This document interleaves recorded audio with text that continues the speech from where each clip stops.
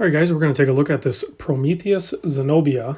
This is an exclusive limited edition run.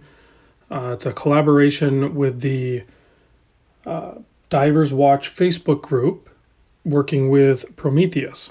So we're going to break down my normal details with watches, but there is some history with pretty much anytime Borealis or Prometheus name a watch, there's a reason why. There's a place or a reason, and you can see on the case back here, this is the reason why it's named that. So it's there's some history on that. I'm not going to get into that. You can look it up. I'll put a link in the description to where you can get the watch, and if I can find a little blip on the history, I will put that link in the description as well. But I want to say big thanks to Al over at the Divers Watch Facebook group. Oddly enough, I'm not really part of that group just because I don't have a whole lot of time for Facebook, but it is a very well done group. It's very organized, and they do a lot of micro brand collaboration type work. So it's always cool to have that special connection to the watch. I think most of us that gravitate towards micro brands certainly always look forward to they're always special because a lot of times they are somewhat limited, even though they're not limited just because of the way they're produced. But when you add on top of that these are actually a numbered unit, they'll have the number on the back, on the case back, and these are tied to that Facebook group, which guys have a loyalty to that group, so it's kind of nice to have their own watch. So real quick, let's talk about the size of the watch, and then we'll get into some other numbers and stuff. But on my calipers, I measure, numbers are a little bit different than what are advertised on the web page if you take a look at the link in the description. But I measure just under 43 millimeter at 42.88. I know that's being a little picky, so it's really close to 43. The lug to lug is only a 48.2.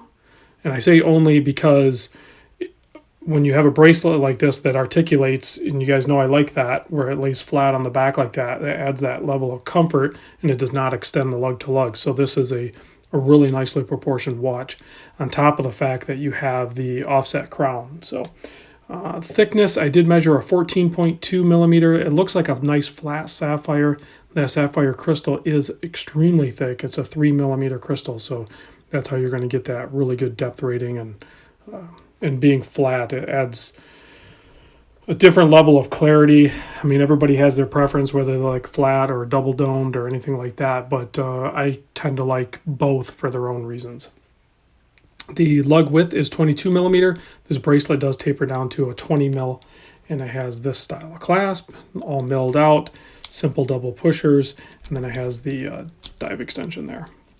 So you can see you have different finishes here. I'll zoom in while we talk about some other things, but you can see you have a nice polish. This is a prototype, and it's made its rounds a little bit. So, but you can see it's holding up pretty good considering all of its worldly travel. But you have a nice signed crown. You have good transition and differences between the polished and the brushed. I think overall it's really nicely done. I always like it when you have a nice polished relief on the lugs on the case. So, but the main attraction on this guy, of course, is going to be that dial. And there's black dial, green dial, this yellow dial, of course. There's an orange dial, which is always a good thing.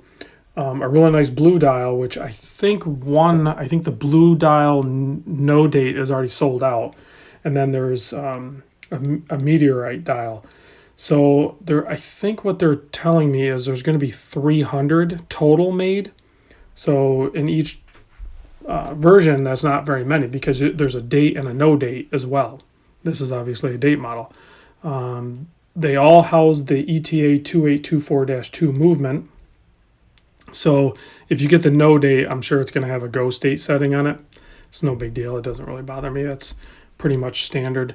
I would rather have the ghost date if I did a no date model and have that ETA 2824 movement, because that's the movement that I actually kind of prefer. It's a really good Swiss movement, obviously. So, but if you look here, there is some writing on the top and the bottom of this inner chapter, or whatever you want to call it. Like I said, this is a prototype, so those will be excluded. That information will still be relevant, but it'll be on the back. It'll be on the case back. Also, Carlos told me the other big change is going to be that seconds hand is going to be a little bit longer, lollipop a little bit bigger sort of thing. It'll balance out a little bit better. So I think that'll work really well.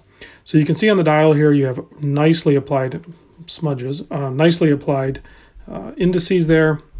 I really like the combination of the circles, the bars, and then the triangle up top. I think that's classic, and it works well with this style of watch. I also like the stick style hands. You have a nice application of lume. Again, this is a prototype. It does have BGW9 lume, so it's not going to be crazy bright in the prototype. I will give you a lume shot, but I suspect the production models will be a little bit more intense. And then, of course, you have that applied Prometheus logo just above the writing on the dial.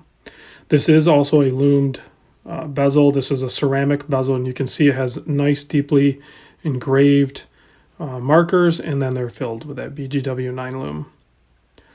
So I've always thought the Prometheus and the Borealis watches were always really well executed, especially for the price points. The price points are top notch, and that's as many micro brands can attest, that's somewhat difficult to achieve at these levels that they're producing. So price points are, I think you put down $100 non-refundable deposit, you can't transfer it. So make sure you want it. You lock into that $100 deposit. And I actually I know some people gripe about this ordering method. I actually kind of like it because it spreads it out a little bit. And then once the watches are completed, then they will hit you up for the remainder balance, which is, I think, $450. Normally, when you deal with Borealis and Prometheus, I think it's half down. So it's kind of wild that they're doing only $100 deposit. So things are a little bit tight right now. You know you're going to be you can prepare for it a little bit better when they come out. $100, most of us can separate with that to snag a really cool micro dive watch. So overall, I think this was a nice build, and I will give you a wrist shot. I'm actually wearing another micro brand right now. I'm wearing the Armida on a watch steward strap, which I'm finding that these larger divers on these fabric stretchy style straps are super comfortable. Now, you guys know I'm traditionally a bracelet guy, but I would easily throw this on like a watch steward or something like that, or an Erica's original or something. But yeah, this case wears great on my wrist. You can see that. And I think I've been doing this long enough to know that I like offset crowns, especially on my divers. Well, I don't know that I like them on any other style watch. I certainly like them on my divers. You know, I'm a huge fan of the Monsters, the SKX, all these micro bands with these offset crowns.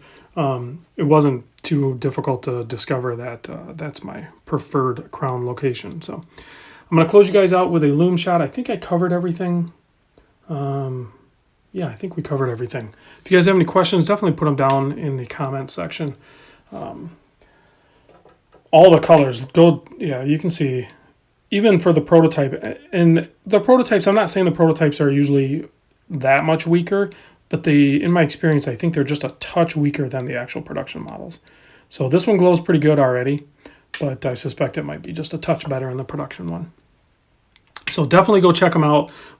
The colors are just great. And I really hope that I like the yellow and the orange and the blue. I think those are probably my three favorite, then maybe green. And I think colors kind of like, it's springtime, we want a splash of color. So seeing this yellow is pretty exciting. So, all right, guys, thanks for watching, and I'll see you on the next video.